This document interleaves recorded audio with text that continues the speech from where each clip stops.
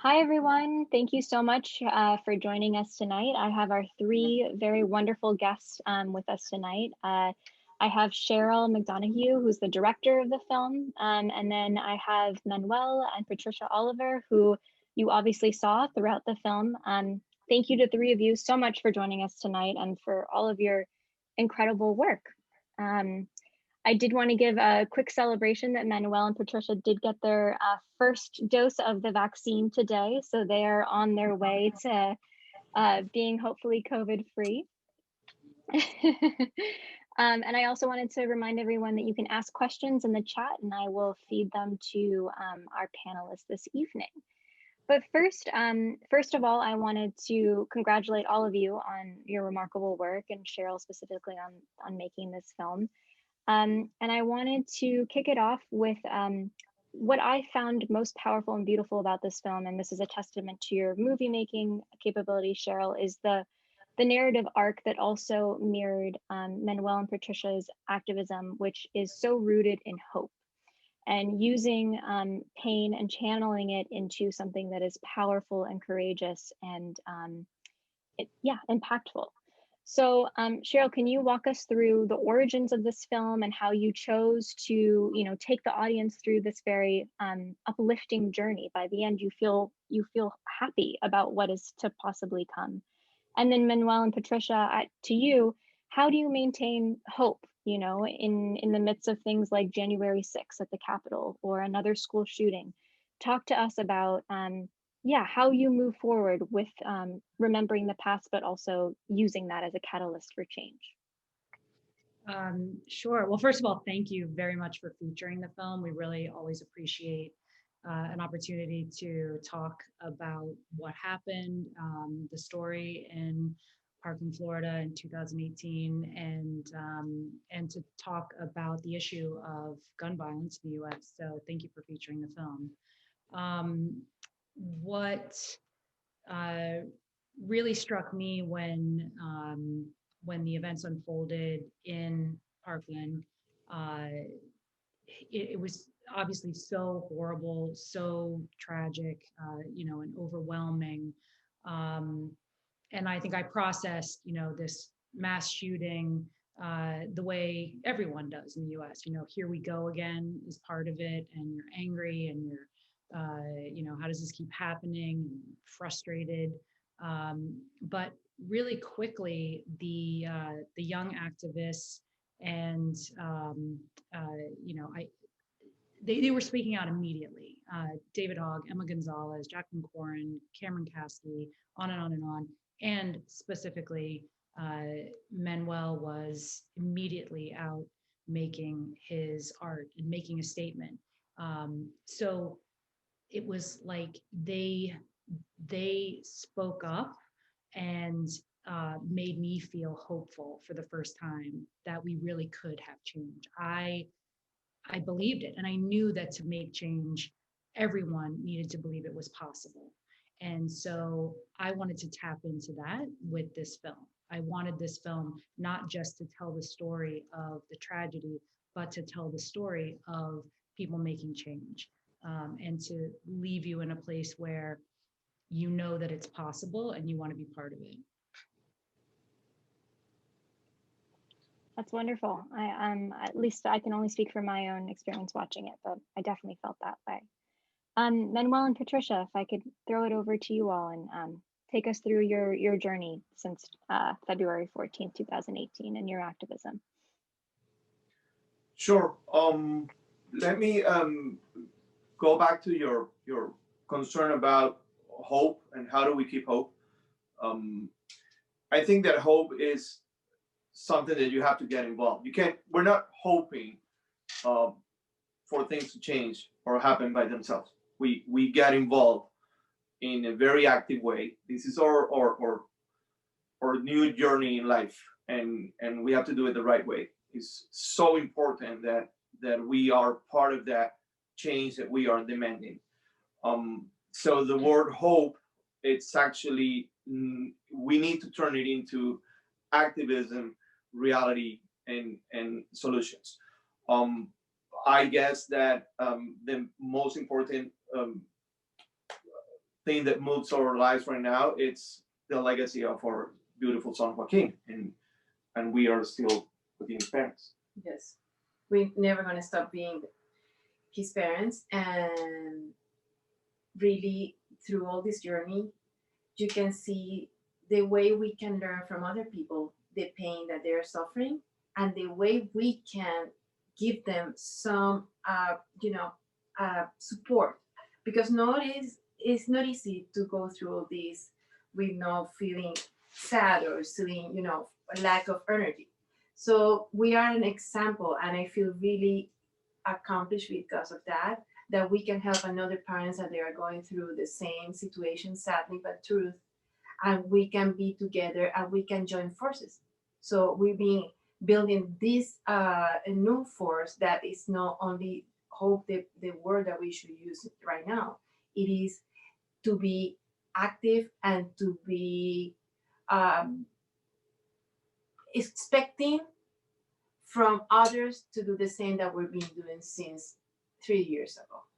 Because the documentary is not over for us, it's over for the viewers and for anyone that has seen it. It's a great piece, and it will transport you to a very tragic moment in the life of us and the other families and families all around the nation.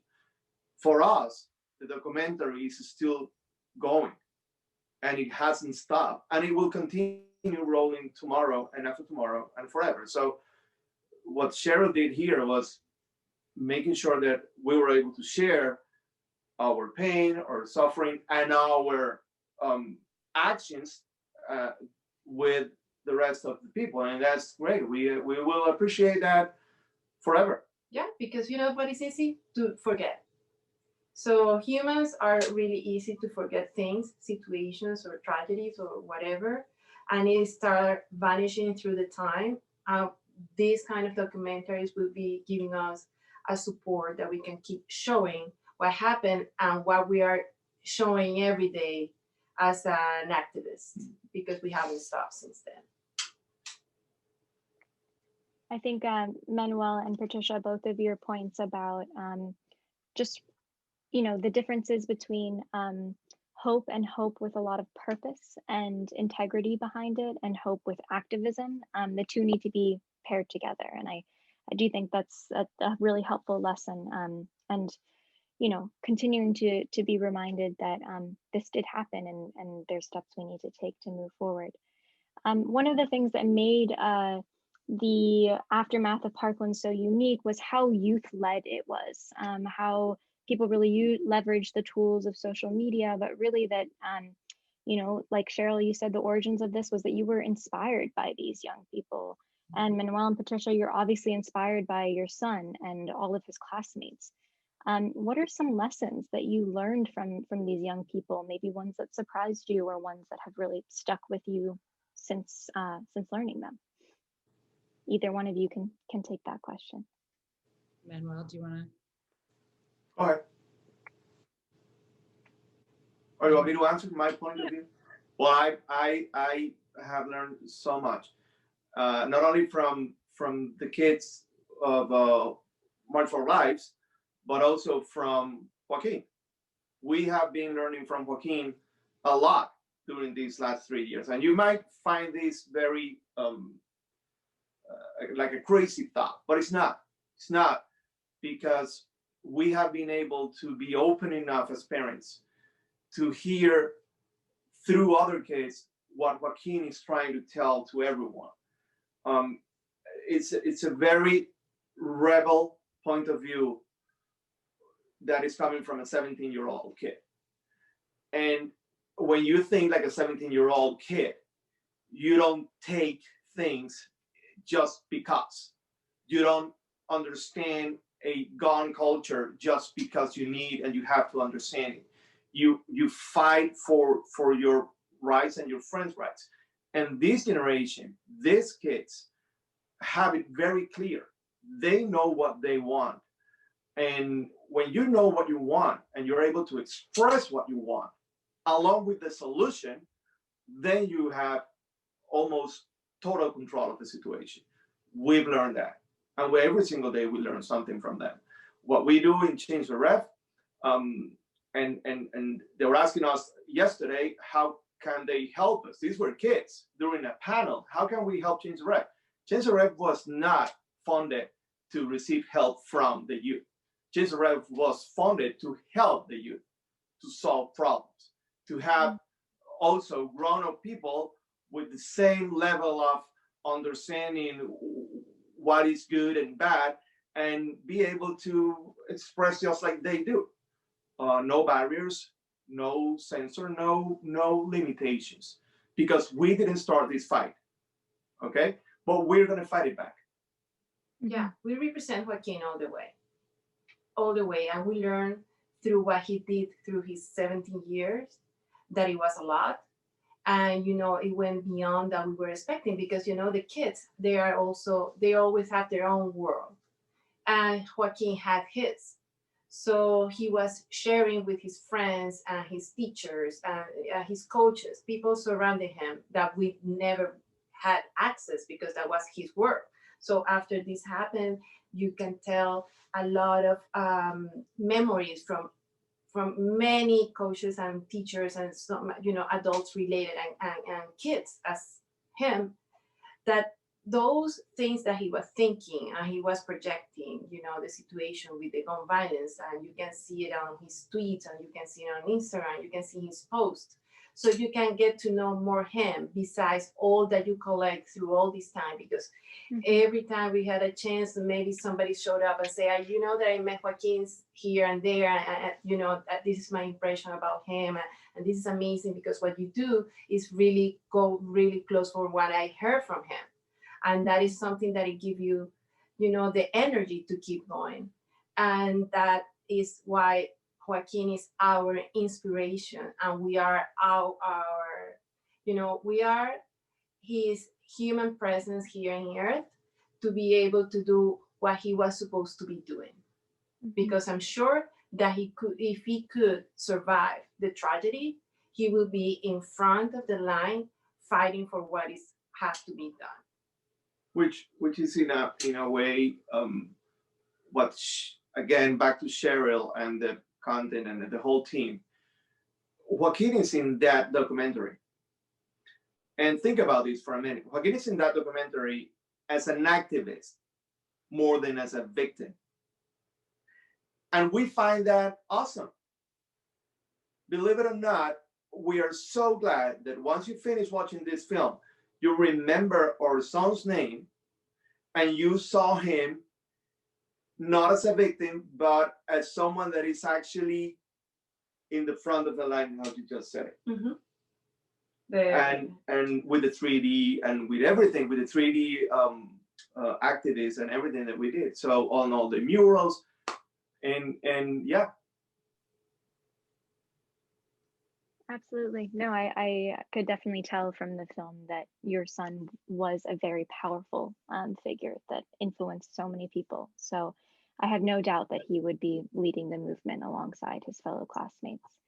Cheryl, some of the youth that you came across that inspired you, or lessons that you learned that have really stuck with you since making this film and meeting them. It is similar to what Manuel was saying, in that they reminded me of the power of the people. Quite simply, I think I had forgotten. I think that as a younger person, I was idealistic, and I used to protest and think that it would make a change, and time goes on, and and I'll admit that it's easy to accept things like an American gun violence epidemic as normal. We don't like it, but that's just how it is. It'll never change. And those kids showed that actually, if a whole bunch of people say, "Oh no, we demand a change," it can change. And it was like, oh yeah, I see that, and I really believe it, and that is something that I want to convey to other people. And like Manuel said, hope won't change it, but action will. So we've seen people take action. We need to keep that pedal to the metal. We need to keep driving change. It is happening. It's slow, but it's happening, and we can make bigger changes. So Yeah, I think, from them. yeah, no, thank you. You did a fantastic job at really imparting their wisdom and giving them credit, and focusing on that aspect of the movement more than anything. So that was really wonderful, obviously, and will have a ripple effect. So I know one of the wonderful things in the documentary is that you all talk about how this is a human issue. It pervades politics, right? This is about lives, and that gun control doesn't have to be seen as something that something is being taken away from you. It's an additive, right? It means protecting people. Can you, although this is so much more than a political issue, sometimes it does come down to politics, and we see that in the documentary. You all are campaigning and canvassing, and obviously have had a huge effect on many pieces of legislation and elections. What do you hope from this Biden administration? What are some, points of progress that have been made, even since he's come into office, or since the film has been made in the past year and a half? And I'll turn that to any one of you. I'd like to see an assault weapons ban like we used to have. I think, to me, it's a bit of a no-brainer. It's not, I mean, politically speaking, it's very controversial, but we can get that done. So, universal background checks are great, necessary step. But, I'd like to definitely see an assault weapons ban. Yeah, we had everything ends up in the political game. That's the sad truth here. Mm-hmm. And the other sad truth here is that since that documentary, there have been many mass shootings in different places in America, and also I believe like 110,000 people have died from gun violence since Parkland. So if you ask me, with those numbers in front of me, if we have made any change, the obvious answer will be no, because we still have all those victims. However, we do have a new administration that is willing to support the ideas that we have been placing on the table. We met Mr. Biden three times, I think. And the last time we were together, he told us that he was going to work very hard into defeating, in a way that will make accountable the gun manufacturers, and he will fight, of course, for the ban of assault weapons and other initiatives that we have been bringing for the last 3 years, but nobody was paying much attention. So the reality is that we have less than 2 years to make this happen, because everything goes back to the political game. And you will be seeing groups campaigning and campaigning the whole time. In 2 years, they will be campaigning for the next 2 years. And we understand that the way that works now, we had no idea before. So that's another lesson that we got out of all this movement. So there is a commitment from the administration, but for us, there is no difference in what we do every single day. And I can promise you that Patricia and Manuel Oliver will be the first ones to be demanding for change to whoever is in charge. This is not about being blue, red, black, gray, Latino, American, whatever. If you have the chance to make changes and you don't, and you ignore that people is dying every single day, you will see our faces and you will need to get used to it. Because we don't have, again, a barrier, and we don't have anything else to do for the rest of our lives, by the way. Well, it's a very good thing to do for the rest of your lives. I'm going to take a pause for a moment because we have some comments from the audience. We have mostly comments actually, more than questions. Jackie wants to let you all know that she's a Jackie Schildkraut. I'm a national expert and researcher on mass shootings and a former resident of Parkland. Please tell Manuel and Patricia the Guac and the other 16 Eagles are never forgotten, and I will continue to fight for them every single day. Lots of what an amazing film. Specifically, Liz has a question for you, Liz Cardenas, for the Olivers, Manuel and Patricia. Do you have any advice for people that may struggle with fatigue or trauma when they're doing this type of work? How do you, I mean, it kind of goes back to the hope question, but any advice to keep people motivated and involved? And then she also asks, how do you balance your passion with self-care?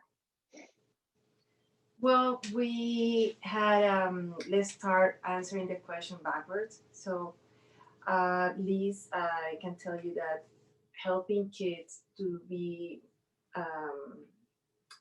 able to deal with the PST, it is hard because it's something that is happening to all of us going through this. You never know when is the day that you're going to be happier, or you're going to be okay, or you're going to be, down, or you're going to be, you can't sleep, or you're going to be, the memories are going to betray you and going to take you backwards again for what happened. So it is something that we have to be very careful and very caring.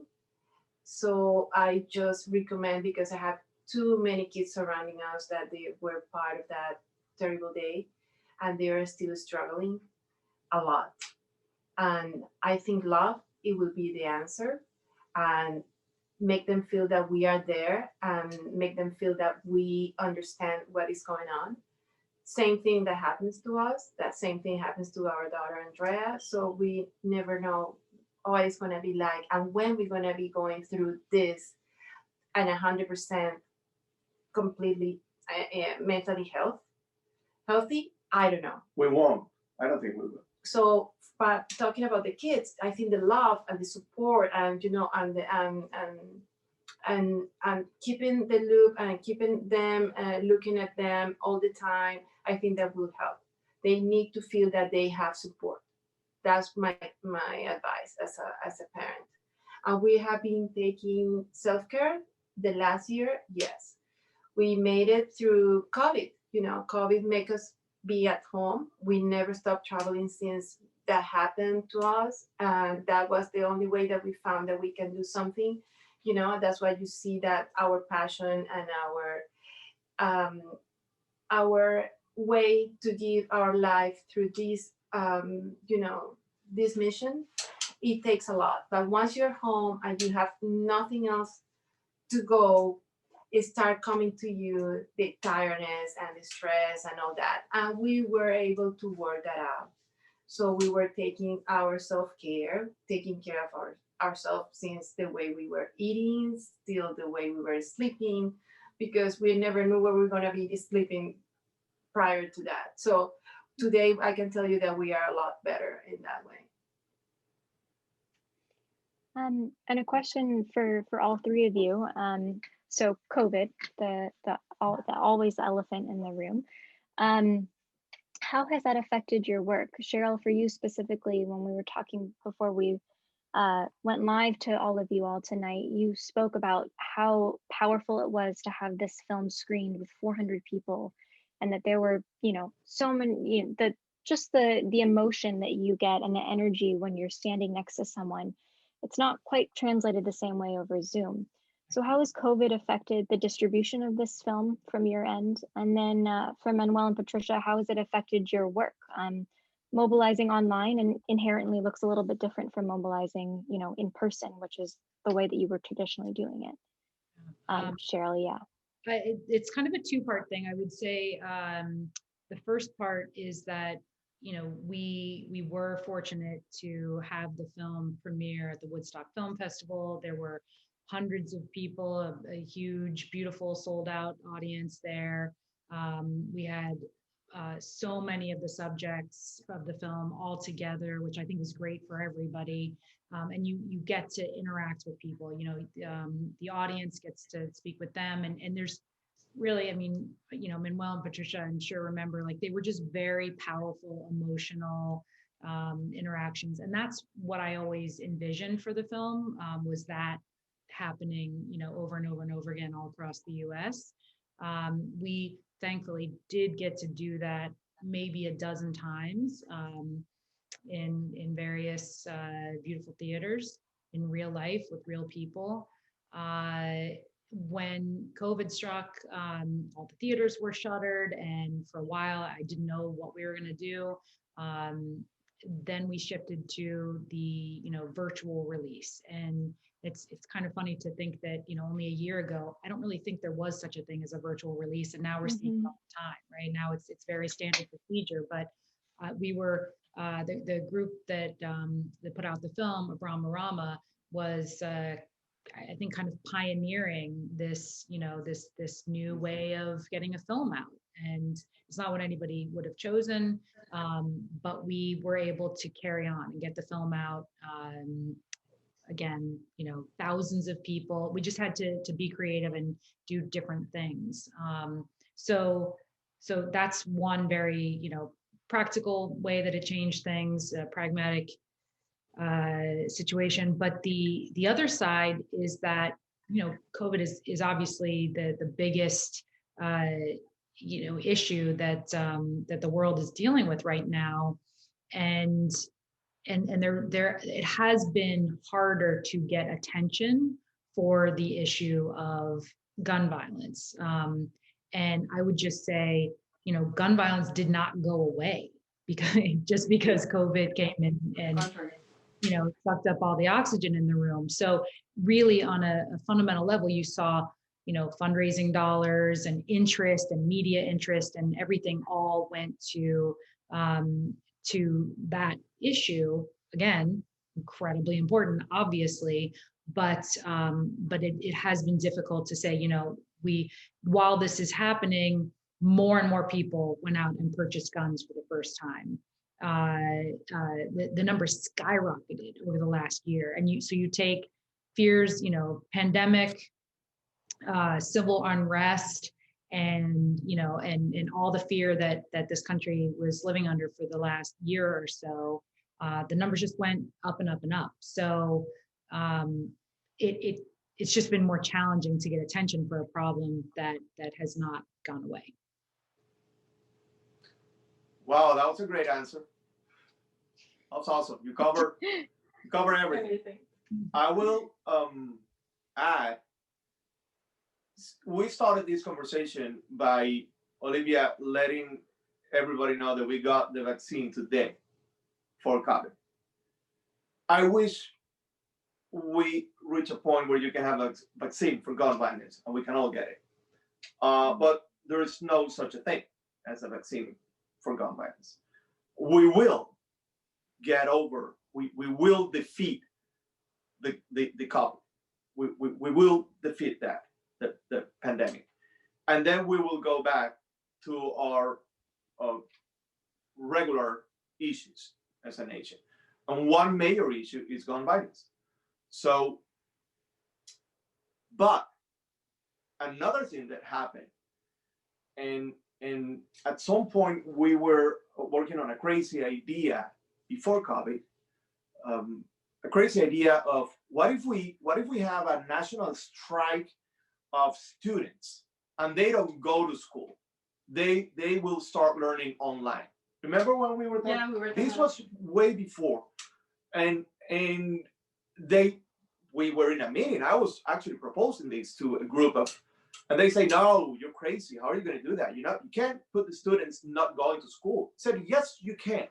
We can have a whole system that will teach them online, and they don't go to school back unless they change the law, and then they will be secure in their environment. Guess what? It's exactly what has been happening. And that's the reason number one why we haven't seen a mass shooting in a school for the last year. That is the reason number one.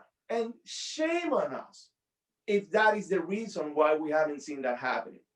Mm-hmm. What really concerns us now is the aftermath of the COVID and staying home, when considering that we were under administration that decided that guns were essentials.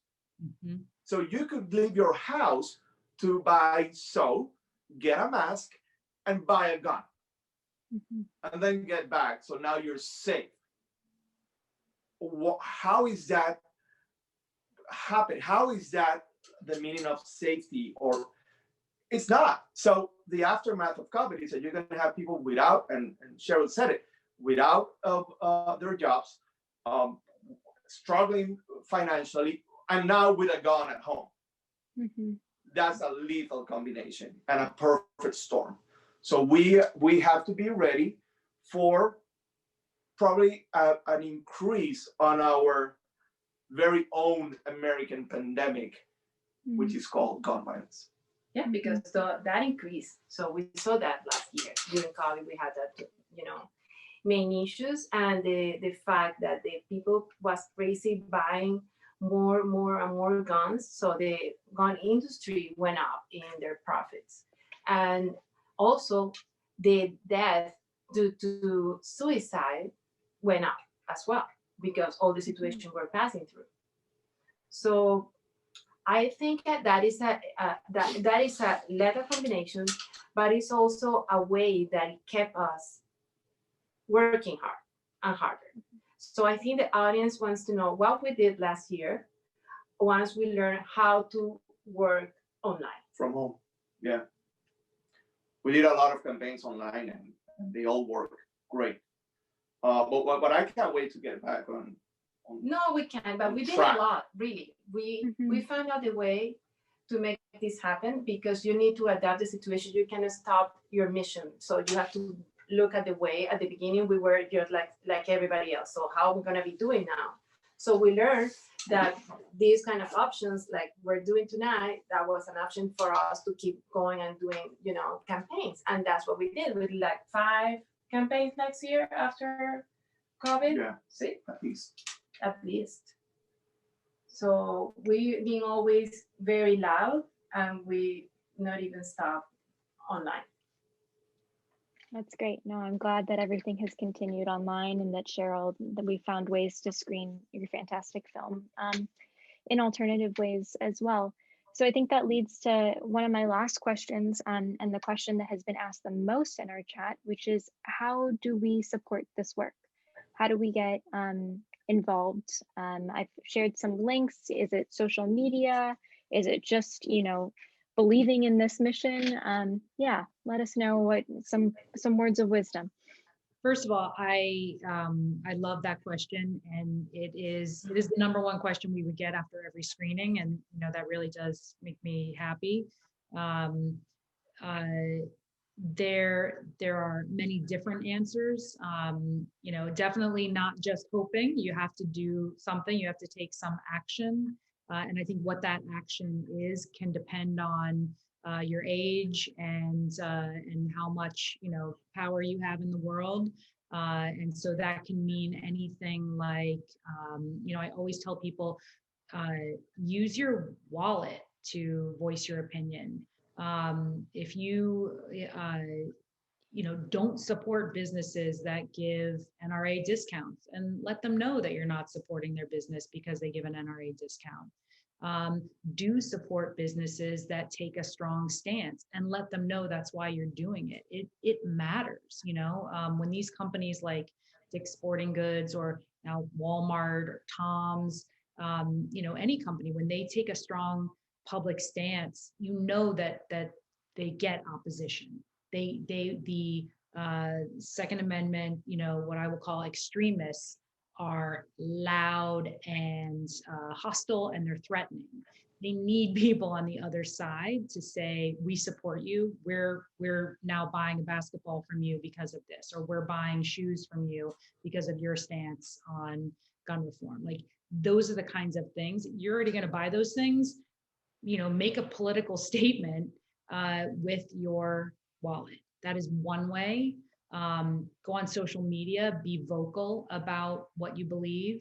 I think it's important that we have a cultural shift, and I'll steal this from Manuel. It's not just politics. It's really shifting the way people in this country think about gun violence and not accepting it. And Manuel always talks about how it used to be cool to smoke. Everybody, Humphrey Bogart, everybody's smoking in the movies, and that was what the cool kids did. And now it's not at all. It's gross. We all know it's gross and unhealthy, and you don't want to do that. And we need to get there with guns. Guns are not cool. They're gross and unhealthy. So if you go to the website, Parkland documentary website, there are some very specific, tasks that are listed out and things that you can do. I'll leave it there. Great, thank you. I want to add the fact that we are, and I have to address the youth and the parents. The youth, you're doing great. You will have your own issues to solve moving forward in your life. So we're not expecting you to fight forever in enjoying what we're doing. The parents, we are, Patricia and Manuel Oliver, we are in a no return point. There is no way that we can bring Joaquin back. I wish we wouldn't have the opportunity to listen to what I'm saying right now before February 14th. So I could really understand and feel that I could be the parent that lost its son or daughter. And you don't want to be that guy. You don't want to be that mother. And there's a chance that you could become that dad and that mother. So how about preventing it from happening? Listening to what we're saying. We're doing the dirty job. We'll take care of that. We carry the pain, and we're so thankful that you have concerns about our health and life. We'll take care of that. Worry about your life, your health, and your kids. And when you think about that, you will say, okay, let me support the guys that are already fighting for us and bringing our kids' voices to a louder level. You can do it in many different ways, and you can learn more about what we do. If you don't like it, then you can help another organization. Just get involved. You can visit changetherefe.org. We have a lot of presence in social media. Patricia does a great job with her team, and we're always creating new ways to fight against this pandemic. It's not going to happen tomorrow. It's not going to happen in the next year. It's going to take a while, but it can happen only if you are part of the solution and not part of the problem. Perseverance. We have to be there. The big changes are not going to happen from overnight. So we have to be patient, and we have to be persevering every day. So that's our call for you all that they are watching us. Yeah. Be loud. Thank you.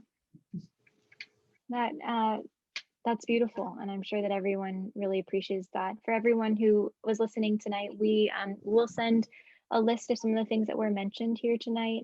Websites. I know that Sally was asking for a list of merchants to boycott or support. I don't know whether you all have access to that, but I can definitely do a little bit digging. I would mention the Gun Safety Alliance as an organization that specifically is around businesses and what businesses can do, by the way. Okay, great. Gun Safety Alliance. I personally would love to know if we can order sweatshirts like what you are wearing, because I've been feeling like the odd one out this whole night. Yes. Are these available for purchase, the Parkland Rising sweatshirts? It's actually all been fundraising efforts. So if you make a donation on, it's I Fund Women. There is a Parkland Rising page on I Fund Women, and that's where people make a donation, and then we have sent them these wonderful hoodies. Or you can buy the one that Patricia is wearing. Yes, for $7,000. That's a little more expensive. Yeah. Yeah, She can and sign it for you. she won't wash it or anything. You know, it'll be the real No, deal. we'll send you with a little thank you card.